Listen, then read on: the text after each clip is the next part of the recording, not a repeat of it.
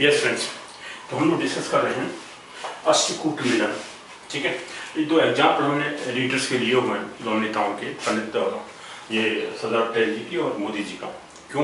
क्योंकि इनकी जो इवेंट्स के बारे में सभी लोग जानते हैं, इसलिए जल्दी से इसको अंडरस्टैंड करने में कि गुण किस तरह मिलाते हैं, ये कूट गुण, ये कूट होता है अष्टकूट मिलन, ये किस तरह मिलाते हैं और इनको क्या मिलाने का मतलब क्या होता है। बेसिकली तो ये जैसे मैं पहले बता चुका हूँ कि ये ब्राइड एंड ब्राइडग्रूम यानी दूल्हा और दुल्हन, दुल्हन और दूल्हे के लिए किया जाता है। उससे मैचिंग ये हो जाती है जिससे कि मैरिड लाइफ अच्छी जाए, है ना। मैरिड लाइफ में कभी भी कोई प्रॉब्लम नहीं आए, आपस में दोनों मिलकर रहें, शांति से रहें, सुख से रहें और जो भी अचीवमेंट है उनका वो लाइफ में ऑब्टेन हो जाए, वहीं प्राप्त हो जाए। इस तरह से उनके लिए विशेष कर मिला जाता है। लेकिन जैसे मैंने बताया कि किन्हीं भी दो पर्सन को लेकर के, दो मेल हो सकते हैं, दो फीमेल हो सकती हैं, एक मेल एक फीमेल हो सकते हैं, कोई भी फैमिली में दो मेंबर्स को लेकर कर सकते हैं और दो पार्टनर्स जो कि कोई बिजनेस स्टार्ट करने वाले हैं, उन दोनों का आपस में मैच करके तभी बिजनेस स्टार्ट करें तो सक्सेसफुल बिजनेस आएगा, कभी उनमें झगड़ा आपस में नहीं होगा। और अगर झगड़ालू हैं यानी इसका मतलब उन्होंने मैचिंग प्रॉपर नहीं की है, या मैचिंग प्रॉपर करने के बाद में अगर जो झगड़ा हो सकता है, फाइट हो सकती है एक दूसरे से, उससे बचने के लिए ये मैचिंग होती है हॉर्सकोट की। और ये बहुत ही साइंटिफिक मेथड है।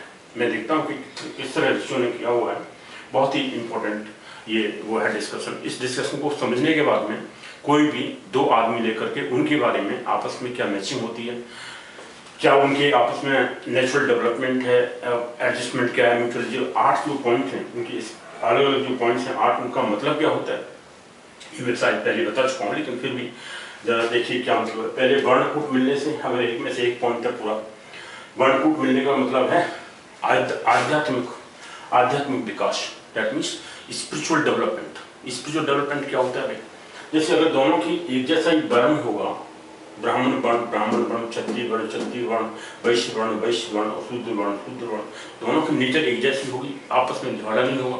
जब घर के सब झगड़े खत्म हो जाते हैं, शांति से लाइफ चल रही है, तो वो बाद में स्पिरिचुअल डेवलपमेंट के बारे में, ईश्वर के बारे में क्या होता है, ईश्वर क्या है नहीं, उसके बारे में फिर वो आध्यात्मिक डेवलपमेंट उनमें बहुत जल्दी से आ जाता है। क्योंकि झगड़ा आपस के झगड़े हैं वो खत्म हो जाते हैं, और झगड़े खत्म होने के बाद में जो स्पिरिचुअल डेवलपमेंट है, आध्यात्मिक विकास है, वो जल्दी से उनमें आपस में आ जाता है, यानी भक्ति की तरफ उनका टर्निंग हो जाती है। और आध्यात्मिक विकास जो सोल का ईश्वर के साथ मिलना होता है, जो हमारा वैदिक नियम है, वैदिक कल्चर है हमारी, वो वैदिक जो थिंकिंग है, थियोलॉजी है, उसके हिसाब से जो सोल है वो गॉड का एक पार्ट होता है। ईश्वर से मिलन करने तक जब तक उसका मोक्ष नहीं होता, तो यहाँ मोक्ष बहुत जल्दी से पॉसिबिलिटी आ जाती है, क्योंकि आध्यात्मिक डेवलपमेंट उनमें आपस में हो जाता है। आध्यात्मिक के बारे में सोचते हैं, स्पिरिचुअल डेवलपमेंट के बारे में सोचते हैं, वो उसके बारे में स्टडी करते हैं और बाद में वो नेचुरली उसके प्राप्त कर जाते हैं। ये पहला पॉइंट होता है। अगर दोनों के वर्ण कूट एक जैसा है, एक जैसा वर्ण है दोनों का, ब्राह्मण वर्ण, क्षत्रिय वर्ण, या वर्ण जो वो है यानी दुल्हन है, जो फर्स्ट पार्टनर है, दुल्हन को मान लेते हैं, दुल्हन और दूल्हे। दुल्हन का अगर सेम वर्ण है हस्बैंड के बराबर, या जो लड़का है उसके हिसाब से, या तो उसके सेम होना चाहिए या उससे छोटा हो सकता है ना वर्ण। और ब्राह्मण वर्ण को सबसे ऊंचा माना गया है, सेकंड नंबर क्षत्रिय वर्ण है, थर्ड वैश्य वर्ण होता है और चौथा शूद्र वर्ण होता है। शूद्र वर्ण का मतलब ये कि भाई सिर्फ काम करने की सोचते रहते हैं, दिमाग में पढ़ना लिखना मतलब नहीं है, ज़्यादा उनका स्पिरिचुअल, ज़्यादा मतलब इंटेलिजेंस उनमें नहीं होती है। और ब्राह्मण वर्ण की लड़की को अगर शूद्र वर्ण के साथ दे दिया तो ब्राह्मण वर्ण की लड़की सोचने पढ़ने लिखने की बात करती है, वो कुछ और बात करता है, आपस में झगड़ा हुआ। इसलिए इस झगड़े को खत्म करने के लिए मोस्टली ऐसा ऋषियों ने बताया कि जो ब्राइड होती है, दुल्हन होती है, उसका वर्ण या तो सेम हो, ब्राह्मण क्षत्रिय, वैश्य शूद्र, या फिर उसका छोटा हो सकता है। यानी जैसे ब्राह्मण वर्ण के साथ में क्षत्रिय वर्ण जा सकती है, क्षत्रिय वर्ण ब्राह्मण वर्ण के साथ में वैश्य जा सकती है, शूद्र जा सकती है, नो प्रॉब्लम एट ऑल, क्योंकि वो उसको एडजस्ट कर सकता है, इंटेलिजेंट होता है, पढ़ा लिखा होता है, समझदारी होती है, मेच्योरिटी ज़्यादा होती है ना उसके अंदर, तो इसलिए वो उसको एडजस्ट कर सकता है। म्यूचुअल कॉम्पेटिबिलिटी अच्छी हो जाती है। म्यूचुअल कॉम्पेटिबिलिटी जो नेक्स्ट वाला है पॉइंट, जैसे मैं गणकूट कह रहा हूँ, सॉरी ये क्या है, आपसी अनुकूलता जो राशिकूट वाला है 7 पॉइंट, इसे कहते हैं म्यूचुअल कॉम्पेटिबिलिटी और म्यूचुअल एडजस्टमेंट, बहुत अच्छा लगता है। इस वजह से ये मैचिंग की जाती है। म्यूचुअल एडजस्टमेंट लाने के लिए नेक्स्ट सेकंड पॉइंट है, अगर वैश्यकूट मिल जाता है, वैश्यकूट मतलब दोनों के नक्षत्रों से एक के नक्षत्र से दूसरे नक्षत्र का अगर 9 से डिवाइड करने पर पॉइंट जो आता है तो वश्यकूट मिलता है। एक राशि दूसरे एक राशि ताराकूट में होता था, वो तो वश्यकूट मतलब राशि एक राशि दूसरे की राशि के वश में है या उसके ईटेबल राशि है, ईटेबल राशि तो उसको मैचिंग नहीं करेगी, यानी दोनों के 2 में से 2 पॉइंट नहीं मिलेंगे, प्राकृतिक एडजस्टमेंट नहीं होगा। इसे कहते हैं नेचुरल एडजस्टमेंट। तो नेचुरल एडजस्टमेंट समायोजन नहीं है, नेचुरल जो एडजस्टमेंट है वो उनके अंदर नहीं हो, राइट। नेचुरल एडजस्टमेंट नहीं आएगा क्योंकि अगर दोनों का वश्यकूट नहीं है, वश्यकूट मतलब एक राशि दूसरे की राशि के बस में नहीं है, यानी सेम नहीं है, या तो जैसे मानव राशि होती है, उनका मनुष्य राशि और मानव राशि, चतुष्पाद राशि होती है, कीट राशि होती है ना, और दूसरा वनचर राशि होती है, और तीसरी होती है जलचर राशि, है ना। पहले मानव राशि कह दीजिए, चतुष्पाद कह दीजिए, जलचर राशि कह दीजिए, देन वनचर राशि और कीट राशि। अगर ये राशियाँ आपस में मिलती हैं दोनों की राशि में, जहाँ पर चंद्रमा बैठा हुआ, जिस राशि के अंदर चंद्रमा बैठा हुआ वो राशि दूसरे की राशि के बस में है या ईचेबल राशि है तो 0 पॉइंट मिल जाएगा, 2 में से 2, तो उनमें नेचुरल एडजस्टमेंट नहीं आएगा ना, प्राकृतिक वश्यकूट नहीं मिलता, तो प्राकृतिक समायोजन यानी नेचुरल एडजस्टमेंट नहीं, नेचुरली वो एक दूसरे को जानते नहीं, समझते नहीं, एडजस्ट नहीं कर पाएंगे। देन ताराकूट मिलता है। ताराकूट कैसे मिलाते थे हमने जैसे बताया, एक के नक्षत्र से दूसरे नक्षत्र को काउंट करते हैं, वाइस वर्सा दोनों से, पहले हॉरिजॉन्टल वे में यानी सीधे तरीके से, फिर वर्टिकली वे में यानी लास्ट वाले नक्षत्र से पहले वाले नक्षत्र पर आ जाना। जैसे मैंने मिलाया था कि 1 से समझ कर हम 10 में नक्षत्र को मिलाते हैं, फिर 10 से आकर के 10 से आगे बढ़ते हुए 10 से 27 से जाके 27 से फिर 1 पर आ जाते हैं। इस तरह से पीछे आगे जाकर के और पहले सीधे जाना, जैसे मैंने हॉरिजॉन्टल मैच, ठीक है। तो हॉरिजॉन्टल मैच चलते हैं यानी ऐसा उसमें पैरेलल वे में, और सीधे वे में, फिर ऊपर से नीचे को आते हैं। तो ये रिश्ते की प्रगाढ़ता बहुत अच्छी होती है, यानी द रिलेशनशिप डेवलपमेंट, जो रिलेशनशिप की डेवलपमेंट है, इंटेंसिटी ऑफ रिलेशनशिप, रिश्ते की प्रगाढ़ता मतलब इंटेंसिटी ऑफ रिलेशनशिप अच्छी होती है अगर उनमें ताराकूट मिलता है। तो ताराकूट मिलता है तो बहुत अच्छी बात है। तो ये तीसरा पॉइंट होता है, इससे क्या होता है, रिश्ते की प्रगाढ़ता means intensity of relationship, English में बोलते हैं इंटेंसिटी ऑफ रिलेशनशिप। रिलेशनशिप बहुत ज़्यादा इंटेंस होता है, बहुत ज़्यादा प्रगाढ़ होता है, दृढ़ होता है, आपस में एक दूसरे का रिश्ता बहुत अच्छा होता है। अच्छा देन योनिकूट, दोनों की एक जैसी योनि है, एक दूसरे की योनि में सेम योनि, जैसे ये यहाँ पर है, ये मृग योनि में पैदा हुए, हिरण योनि डियर योनि में और मृग योनि में। तो मृग योनि का एक दूसरे के वो जो लेटेंट कैरेक्टरिस्टिक्स हैं उनकी, जो छिपी हुई विशेषता है, जो छिपी हुई उनकी आपस में लेटेंट कैरेक्टरिस्टिक्स कह सकते हैं, लेटेंट छिपी हुई कैरेक्टरिस्टिक्स हैं उनके अंदर, विशेषता है, उनको पहचानती है दूसरे को। इसलिए दोनों ही हस्बैंड वाइफ या 2 पार्टनर जो एक साथ रह रहे हैं किसी रूम के अंदर, रूम पार्टनर्स हो सकते हैं, 2 बिजनेसमैन हो सकते हैं, 2 लीडर्स हो सकते हैं, कंट्री चलाने वाले, एक दूसरे को अच्छी तरह समझते हैं, उनके अंदर जो लेटेंट कैरेक्टरिस्टिक्स हैं उनको समझते हैं, भाई मेरे अंदर जो क्वालिटी है वो आपके अंदर ये होंगी, तो एक दूसरे को जानते हैं नेचुरली, तो वो एक दूसरे के साथ अच्छी तरह एडजस्ट कर सकते हैं। इसे कहते हैं लेटेंट कैरेक्टरिस्टिक्स का जब यूनिकूट मिलता है। तो चौथा पॉइंट, 4 में से 4 पॉइंट जैसे यहाँ मिल रहे हैं, तो अव्यक्त विशेषताएं मीन्स लेटेंट कैरेक्टरिस्टिक्स, कैरेक्टरिस्टिक्स जो छिपी हुई कैरेक्टरिस्टिक्स होती हैं। अगर दोनों की यूनियन एक जैसी होगी, बांडर यूनि है, गज यूनि है, सिंह यूनि है ना, देन गौ यूनि है, गौ के साथ में गौ मिलता है, व्याघ्र यूनि मिलती है, एक दूसरे की सेम यूनि में पैदा हुए हैं दोनों नेटिव। तो दोनों नेटिव एक दूसरे की जो लेटेंट कैरेक्टरिस्टिक्स होती हैं, छिपी हुई वो हैं कैरेक्टरिस्टिक विशेषता हैं, उनको वो जानते हैं एक दूसरे को, तो अच्छी तरह से एडजस्टमेंट हो जाएगा। देन ग्रह में त्रिकूट, ये 5वां नंबर हमने किया था। ग्रह में त्रिकूट यानी जो राशि के जो वो हैं, यानी नक्षत्र के जो राशि, ये कहते हैं ग्रह मैत्री, आपस में जो ग्रह हैं, जिस राशि के अंदर मून बैठा हुआ है, उस राशि का जो स्वामी है और दूसरे की राशि का जो स्वामी है, मून की राशि का स्वामी, आपस में वो फ्रेंड्स हैं, एनिमीज हैं, न्यूट्रल हैं, या एक एनिमी एक न्यूट्रल है, एक एनिमी दूसरा फ्रेंड है, एक्सेट्रा एक्सेट्रा। अगर दोनों फ्रेंड हैं तो क्या होगा, ग्रह में त्रिकूट में 5वां नंबर है मनोवैज्ञानिक स्वभाव, मनोवैज्ञानिक साइकोलॉजिकल, जो साइकोलॉजिकल डेवलपमेंट है, या जो आई मीन साइकोलॉजिकल जो डिस्पोजिशन है, स्वभाव में से आप डिस्पोजिशन कर सकते हैं, साइकोलॉजिकल डिस्पोजिशन, साइकोलॉजिकल जो मनोवैज्ञानिक आपस में एक दूसरे को समझने की जो लेटेंट कैरेक्टरिस्टिक्स या मनोवैज्ञानिक जो थिंकिंग है, मन की जो स्थिति है एक दूसरे की, वो समझ सकते हैं। मनोवैज्ञानिक स्वभाव जिसे कहते हैं साइकोलॉजिकल डिस्पोजिशन। तो साइकोलॉजिकल डिस्पोजिशन मनोवैज्ञानिक स्वभाव है एक दूसरे का, उसको जानते हैं, मेंटलिटी को अच्छी तरह समझते हैं एक दूसरे की। मनोवैज्ञानिक मन की बात को अच्छी तरह समझ सकते हैं। तो 5वां पॉइंट हो गया, हमने 5वें पॉइंट तक डिस्कस किया हुआ था, ठीक है। ये इससे ये 5 पॉइंट ये मिल जाते हैं, आपस में अगर मिलते हैं तो इतनी सारी आपस में एडजस्टमेंट आ सकती है, ठीक है ना। 5 पॉइंट तक हम आ गए। यह ग्रह मैत्रीकूट 5वां नंबर हमने डिस्कस किया हुआ था। अब आते हैं गणकूट, ये भी थोड़ा डिस्कस किया, लेकिन गणकूट क्या होता है?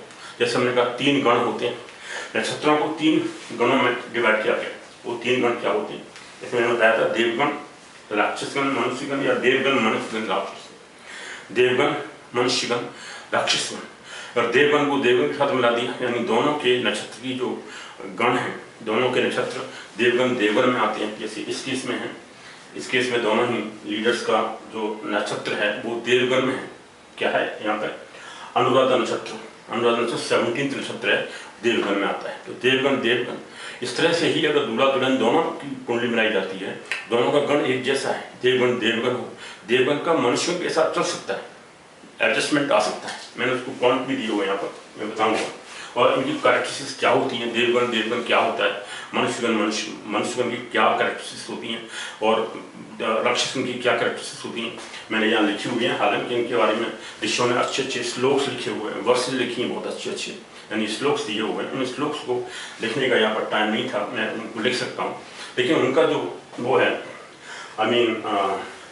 मीनिंग्स हैं, वो मीनिंग्स मैंने यहाँ लिख दी हैं। क्या मतलब है उनका, देवगण की क्या कैरेक्टरिस्टिक्स होती हैं और क्या विशेषताएं होती हैं, देवगण कैसे होते हैं नक्षत्र, एक नक्षत्र जो देवगण में रखा जाता है उसकी क्या कैरेक्टरिस्टिक्स हो सकती हैं। देवगण का जो मनुष्य है और जो प्राणी है जो पैदा हुआ है नेटिव, उस नेटिव की कैरेक्टरिस्टिक्स देवगण के अंदर अगर आता है उसका नक्षत्र तो कैसा होगा, और राक्षसगण कैसा हो सकता है, क्या क्या नेचर होती है राक्षसगण के जो नक्षत्र हैं उनकी, और उसमें अगर कोई नेटिव पैदा हुआ है नक्षत्र में जो देव राक्षसगण है उसकी कैरेक्टरिस्टिक्स क्या होती हैं, और मनुष्यगण की क्या होती हैं। देखिए क्या है, देवगण ये 6वां पॉइंट है गणकूट। तो 6वां 7वां 8वां ये 3 पॉइंट रह जाते हैं, तीनों ही बहुत इंपॉर्टेंट है। लास्ट के मैक्सिमम पॉइंट लगे, 6 में से 6 पॉइंट, 7 में से 7 पॉइंट, 8 में से 8 पॉइंट मिल गए अगर, तो ये तो 21 पॉइंट हो जाते हैं लगभग, 8 7 15, 15 6 21, तो 21 पॉइंट तो यहीं से मिल जाते हैं, और लास्ट के 3 पॉइंट मिल जाए तो।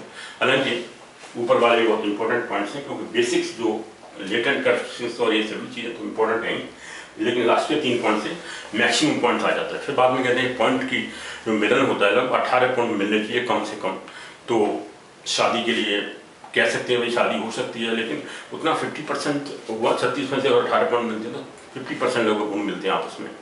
मोस्टली तो क्या होता है कि 12 से लेके 0 से लेकर 12 तक अच्छा नहीं होता, एडवर्स इफेक्ट होते हैं, इसको मना करते हैं कि शादी नहीं होनी चाहिए। अगर दोनों के आपस में 0 से लेकर 12 पॉइंट तक मिलते हैं तो अच्छा नहीं माना जाता, और इसको नहीं ले सकते, यानी इसकी शादी के लिए मना करते हैं मोस्टली लोग, भाई इनके गुण नहीं मिलते आपस में और शादी नहीं हो सकती। और क्योंकि आपस में फाइटिंग होगी, अब बाद में अगर वो कोई चीज़ अगर ऐसी होती है एक दूसरे को मारते हैं काटते हैं, उससे बचना अच्छा है, इसलिए शादी नहीं करना चाहिए।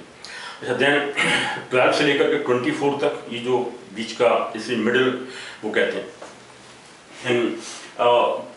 मिडिल टाइप की वो होती हैं शादियाँ, मिड वे में कह सकते हैं। और सबसे एक्सीडेंट जो होती हैं वो 12 से लेकर 24 से लेकर 36 तक, 12 का जो डिफरेंस है, अगर 24 से लेकर के 36 पॉइंट के बीच में अगर पॉइंट मिलते हैं आपस में, जैसे यहाँ 28 पॉइंट मिलते हैं, 28 पॉइंट पे मैंने मिला ये मिले हैं, 28 पॉइंट लास्ट में देखें, 36 में से 28 पॉइंट मिलते हैं, 30 मिलते हैं, 32 मिलते हैं, बहुत अच्छी बात है, बहुत ही एक्सीलेंट मैरिज जाती है वो, एक्सीलेंट दोनों की नेचर होती है, आपस में बहुत अच्छा मिलन होता है, ये अच्छी तरह एडजस्ट कर सकते हैं, जिसे वो बहुत समझते हैं, और अच्छे लीडर हो सकते हैं, अच्छे पार्टनर हो सकते हैं, अच्छे बिजनेसमैन दोनों हो सकते हैं, और दोनों ही अच्छे शादी के पार्टनर हो सकते हैं, हस्बैंड वाइफ दोनों अच्छे हो सकते हैं। तो इस तरह से ये गुण मिल जाते हैं। तो 24 से लेकर के 36 वाला जो कैटेगरी है सबसे ज़्यादा एक्सीलेंट मानी गई है, शानदार शादी होती है वो। 24 से अगर 36 के बीच में पॉइंट मिलते हैं, तो जैसे 28 मिल रहे हैं, 30 मिल रहे हैं, 32 मिलते हैं, कुछ मिलता है, नहीं 24 से ऊपर वाली कैटेगरी।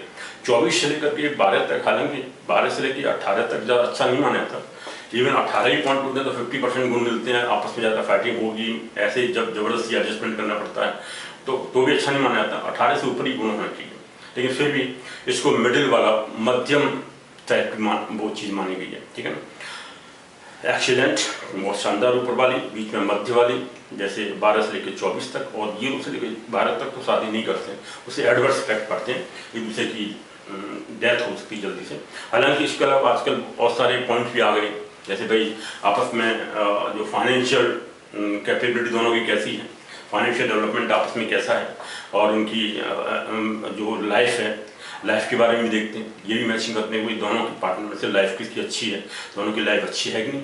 अगर पार्टनर अगर विडो हो जाती है या विडोवर हो जाता है, हस्बैंड की वाइफ खत्म हो जाती है या वाइफ की हस्बैंड खत्म हो जाता है, तो फिर दोनों की लाइफ बेकार है। इसका मतलब वो भी देखा जाता है आजकल पॉइंट, यानी सबसे पहले लाइफ तो है ही, ये सब म्यूचुअल एडजस्टमेंट, ये करेक्शन तो मिला लिया आपने, 36 गुण मिल जाते हैं अच्छी तरह से। लाइफ उनकी कितनी है आपस में अच्छी, दोनों में से दोनों की लाइफ बहुत अच्छी है कि नहीं, जो कि एंडिंग लाइफ है, यानी मोर देन 80 के आसपास है, 100 के आसपास है, इतनी एज है, यानी इसे कहते हैं पूर्ण आयु। और अल्पायु, पूर्ण आयु या मध्यम आयु, क्या आयु है, तो आयु भी देखी जाती है आजकल, एज का भी दोनों का डिस्कशन किया जाता है, तभी शादी की जाती है। तो आजकल बहुत सारी चीज़ें मिलाई जाती हैं, इन सब मिलाने के लिए बहुत ही अच्छा ये वो है पॉइंट, करेक्ट से ज़्यादा वो है, I mean time taking, time consuming process है, इतने सारे पॉइंट 18 पॉइंट बनाने के लिए क्या क्या डिस्कशन कर रहे हैं आप, ये सब चीज़ें। लेकिन मैं इसलिए कह रहा हूँ कि इसको देखने से आप ये समझोगे how this is scientifically development done by the rishis of ours, यानी हमारे ऋषि जो वैदिक ऋषि थे उन्होंने किस तरह से ये सोचा, सब कैसे म्यूचुअल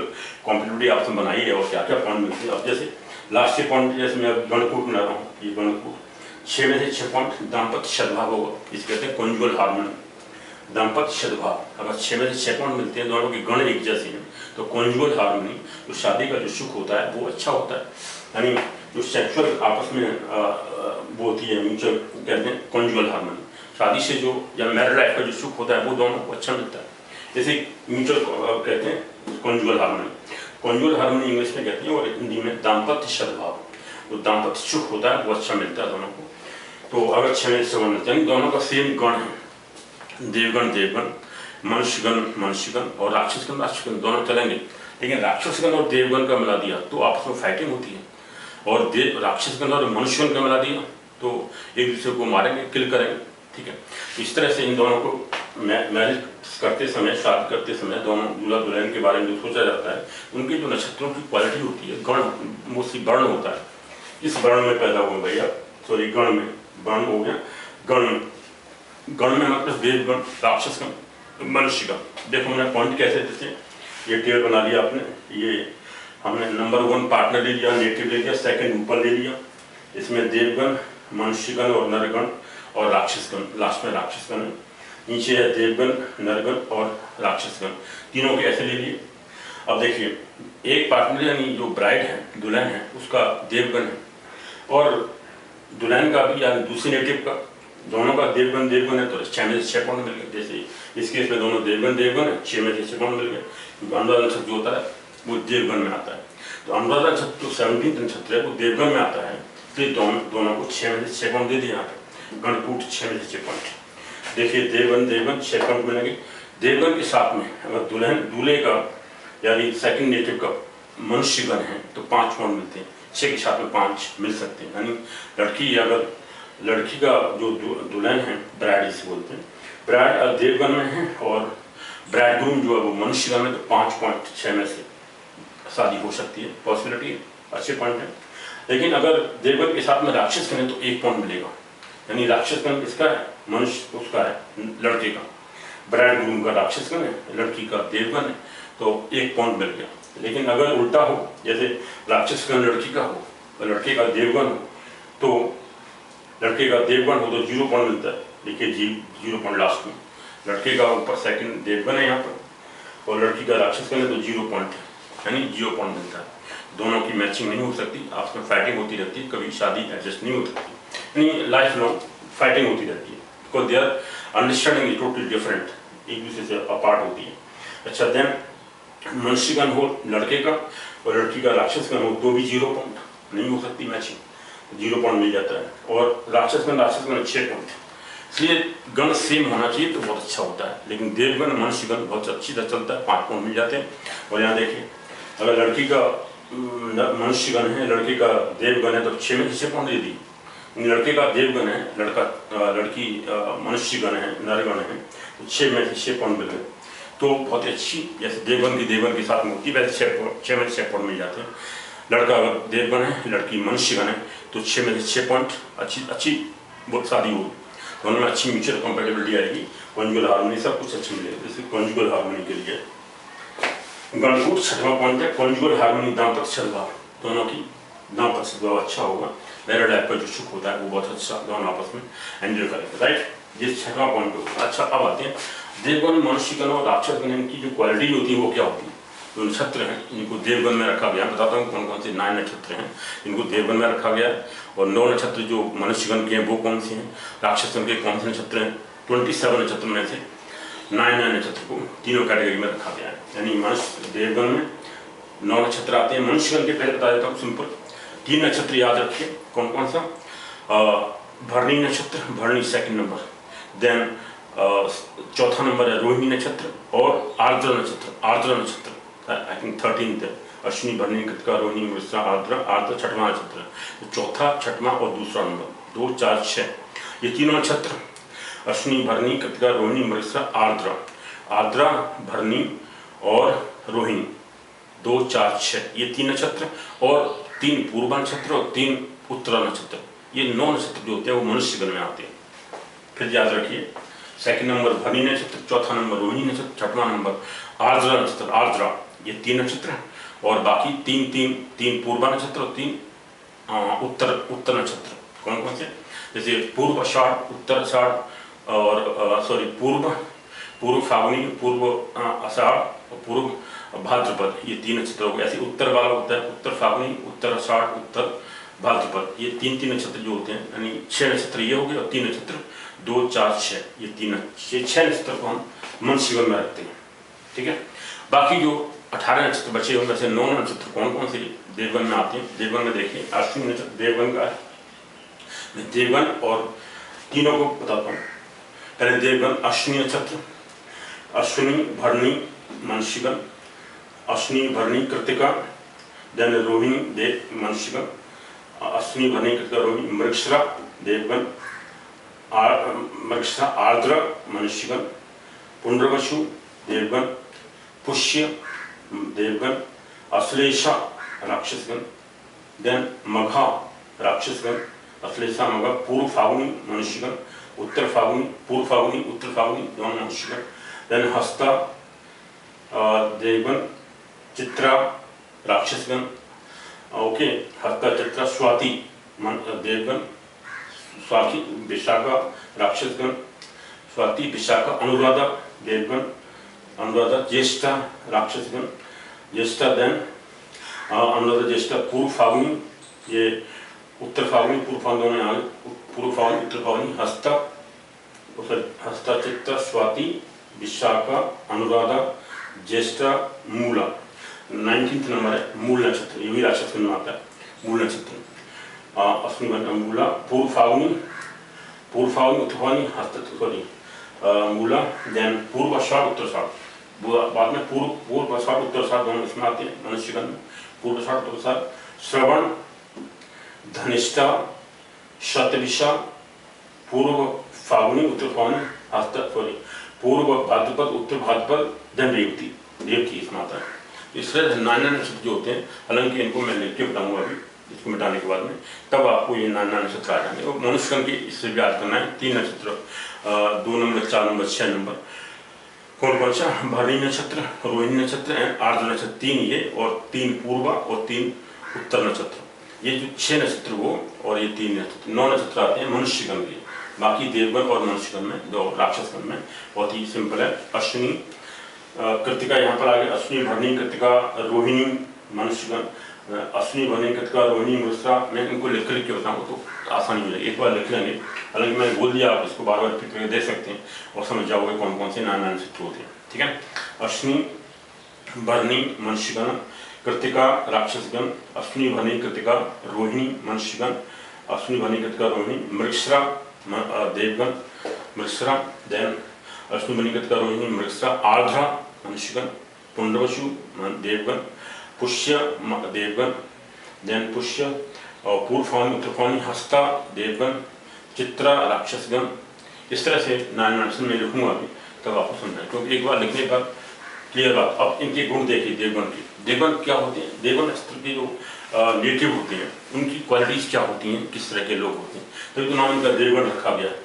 देवगण की क्या क्वालिटी होती है? सात्विक प्रवृत्ति होती है। तीनों में से तीनों में मेन डिफरेंस हो यही, सात्विक प्रकृति के देवतागण होते हैं, राजसी प्रकृति के राजसी, सात्विकी राजसी एंड तामसी। तामसी राक्षसगण होते हैं, राजसी मनुष्यगण होते हैं और सात्विकी देवगण होते हैं। तो सात्विक प्रवृत्ति एंड ये राजसी प्रवृत्ति और ये तामसी प्रवृत्ति, तीनों की प्रवृत्ति ये होती है। पहले तो मेन तीनों का डिफरेंस ये हो गया।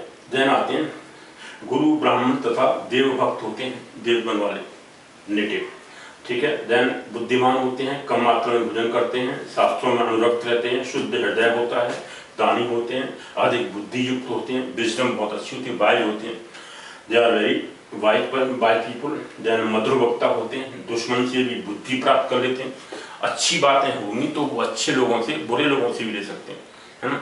युक्ति युक्तम बचोग्राम, जैसे शास्त्र कहते हैं, शास्त्रों में कहा गया कि युक्ति युक्तम बचोग्राम बालादपि शुभादपि। युक्तिपूर्ण जो वचन होते हैं, the statement which are consistent with reasoning, मतलब प्रॉपर रीजनिंग वाले जो स्टेटमेंट होते हैं, they can be accepted from even child.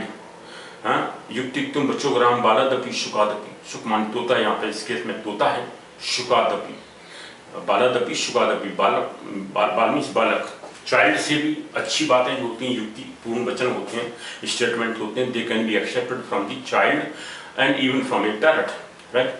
युक्तियुक्तम बचोग्राम बालादपि शुकादपि, युक्ति युक्तम बचोग्राम बालादपि शुकादपि, युक्तहीनम बचस त्याज्यम वृद्धादपि शुकादपि। वृद्ध माने होता है वैसे एक्सपीरियंस पर्सन, जो काफ़ी एक्सपीरियंस है, या वृद्ध पर्सन है जिसको अच्छा एक्सपीरियंस है, वो भी अगर अच्छी बात नहीं कहता, उसका स्टेटमेंट अच्छा नहीं है, लॉजिक पूर्ण नहीं है, तो उसको एक्सेप्ट नहीं करना चाहिए, उसको वो लोग नहीं करते हैं। तो देवतागण जो होते हैं वो दुश्मन से भी अच्छी बातें ले लेते हैं। बच्चा भी अगर अच्छी बात बोलेगा उसको एक्सेप्ट कर लेंगे, तोता भी अच्छी बात बोलेगा, पैरट तोता भी अगर अच्छी बात कहता है तो उसको भी एक्सेप्ट कर लेते हैं, राइट। और अगर युक्तिपूर्ण बात, सुखदेव जी खुद आगे कहते हैं, एक शुकादपि माने शुक होता है तोता, और दूसरा जो सेकंड आ रहा है शुकादपि, युक्तहीनम वचस त्याज्यम। अगर युक्तिपूर्ण वचन नहीं है, अगर किसी का स्टेटमेंट इनकंसिस्टेंट है, इनकंसिस्टेंट विदाउट लॉजिक वाला है, and inconsistent statement without logic, without reasoning, that statement should not be accepted even if it comes from an old man, experienced person। या old man का मतलब experienced person हो, जिसको 50-60 साल का भी एक्सपीरियंस हो और अच्छी बात नहीं बता रहा हो, तो भी वो एक्सेप्ट नहीं करनी चाहिए, है ना। और इवन कहते हैं जो शुक्राचार्य जी हैं, शुक्राचार्य जी जो व्यास जी के पुत्र थे, वो सबसे बताते हैं अच्छे ऋषियों में सबसे बेस्ट माने जाते हैं, सबसे अच्छे माने जाते हैं, ही द बेस्ट ऋषि सुखदेव। तो सुखदेव जी जो थे, अगर वो भी आपको बताते हैं कि ये बात एक्सेप्ट कर लो, लेकिन वो स्टेटमेंट अगर कंसिस्टेंट नहीं है, विदाउट लॉजिक वाला है, विदाउट रीजनिंग वाला है, is not having any reasoning, तो that should not be accepted even then if Sukhdev ji himself आके बताते हैं तो भी, है ना। तो इसका मतलब ये है कि ये देवतागण जो लोग होते हैं वो अच्छी बातें बच्चे से भी एक्सेप्ट कर लेते हैं, तोता से भी एक्सेप्ट, मतलब कहते हैं वो दुश्मन से भी अच्छी बातें एक्सेप्ट कर लेते हैं, दुश्मन से भी बुद्धि प्राप्त कर लेते हैं। अच्छी बात अगर दुश्मन भी कह रहा हो उसको भी वो एक्सेप्ट कर लेते हैं, स्वीकार कर सकते हैं। लेकिन राक्षसगण ऐसा नहीं करते। राक्षसगण अगर अच्छी बात कोई भी कह रहा हो, एक्सपीरियंस पर्सन भी कह रहा हो, तो भी उस बात को एक्सेप्ट नहीं करेंगे। ये तामसी प्रवृत्ति के लोग होते हैं, अपनी बात पे जिद्दी रहते हैं। अच्छा ध्यान और क्या क्या होते हैं? दुश्मन से भी बुद्धि प्राप्त कर लेते हैं, शरीर से सुंदर दिखने में होते हैं, अतिदानी होते हैं, जो वेल्दी पर्सन होते हैं। और देवगण वाले जो नक्षत्र होते हैं, इसमें पैदा हुआ नेटिव दानी होता है, अतिधनी होता है, सुंदर दिखने में होता है, दुश्मन से बुद्धि प्राप्त करता है, मधुर वक्ता होता है, स्वीट स्पीकिंग पर्सन, स्वीट और शुद्ध हृदय होता है, उनका हार्ट बहुत अच्छा होता है, शुद्ध होता है, प्योर हार्ट होता है, दुश्मन से बुद्धि प्राप्त कर लेते हैं, ये हो गया शरीर से सुंदर दिखने वाले। ये देवगण के हो गए। मनुष्यगण में क्या होता है? मनुष्यगण की एक तामसी, ठीक है, राजसी प्रवृत्ति होती है इनकी, उसके साथ में ईगोइस्ट होते हैं। ईगोइस्ट मतलब काफ़ी थोड़े से अभिमान रखते हैं।